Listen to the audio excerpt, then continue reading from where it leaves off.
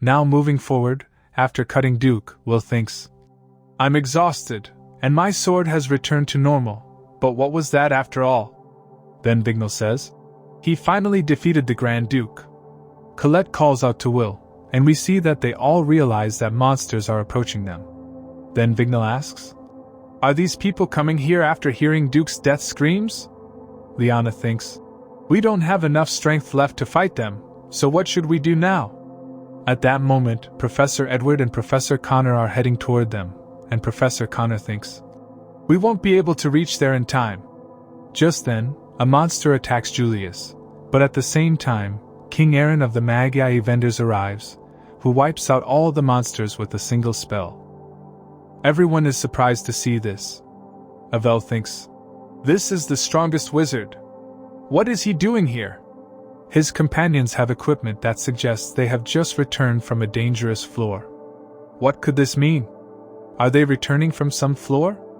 Then Aaron starts praising all the people who fought, and everyone becomes very happy. Vignell tells us that because of the king's arrival, all the mages and elves were so happy that they bowed before him, and everyone's attention was on him. But my eyes were on someone else. At this point, a person approaches Will and says, I am very surprised. Who would have thought that the sword is still alive? He then asks Will for his name, and introduces himself as Finn. Will and Finn shake hands. Then Marge says, it's good we came to get this as soon as possible, because if we hadn't, those people would have captured us. Headless says, now that we've completed our mission, let's go party. We are then told that all student practices have been halted, and 11 professors from the academy were killed. But thanks to them, all the students were saved. According to eyewitness reports, warrants have been issued against those enemies who were mentioned, but they still haven't been found. At this point, Will and his companions are resting in the hospital, and Cheyenne asks, who were those strange people?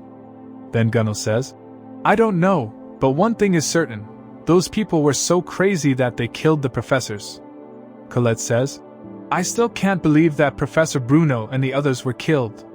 Julius says, if the great wizard Aaron hadn't arrived, we would have faced the same fate. Lyanna says, but we are alive at this time. We survived after facing such a dangerous opponent. And on top of that, I fulfilled my knight's duty. I formed this team so the tower could know how powerful we are.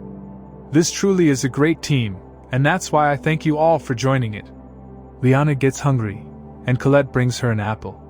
But we see that Lyanna eats all the apples, and Colette says, now there aren't even any apples left for Will and the others. Are you really that hungry? Lyanna replies, it's not like that. Because of close combat magic, I used a lot of physical and magical power, which is why I need to eat a lot to recover all of it. So please don't call me a glutton, because I'm telling the truth. Colette says, your cuteness won't make me believe that, because you're really a big glutton. Then Cheyenne says, who would have thought that Miss Perfect would be like this? Vignell says, you're right. When I found out how much she eats, I was really surprised. Abel adds, though I eat a lot, seeing Lyanna makes me feel like she eats more than me. Lyanna responds, forget about that, Will. Without your judgment and courage in battle, we wouldn't have done anything. Abel says, that's not true. Everyone here worked hard, so the credit goes to everyone. Julius agrees, that's right. At one point, we almost died because of this flunky. He said he was so scared. If he was this scared after making the plan, imagine what would have happened if things went wrong? Colette shoves an apple into Julius's mouth to shut him up. Cheyenne then says, forget all that. Flunky, just tell me what kind of power it was that absorbed my spell. Colette adds, you're right. That power was incredible. I was stunned when I saw it. Vignell says, it felt like some sort of spell. Lyanna says, but no incantation was spoken there. I don't even know if we should call it magic. Julius says, that's right, flunky. If you had such a power, you should have told us earlier. You put us in so much danger. At this point, Kiki attacks Julius.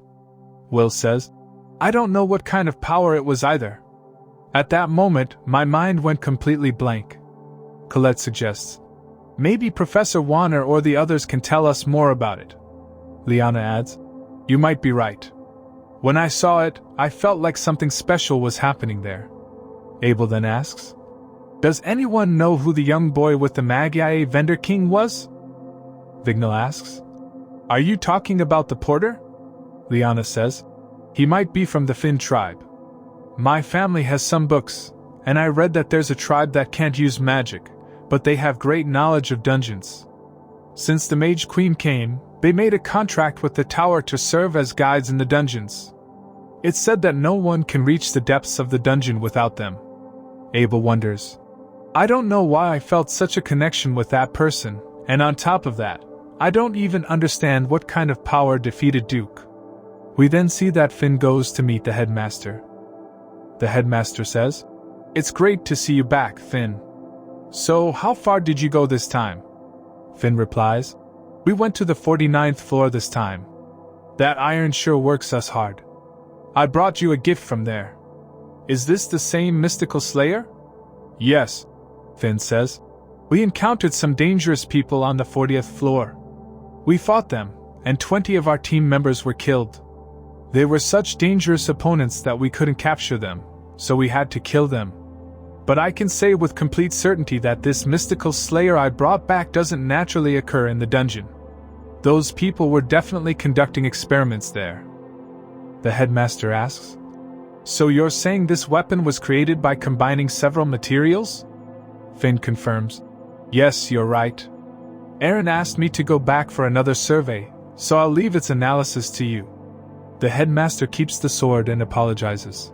I'm sorry that you have to do all this. Finn replies, It's okay.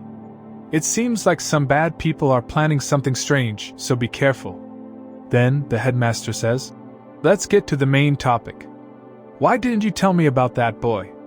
You know that magical staffs fall under your jurisdiction, and swords under mine. So why is that boy here? Will replies, He's a student of the academy, and he's obsessed with magical staffs. He wants to climb the tower to become a Magi vendor.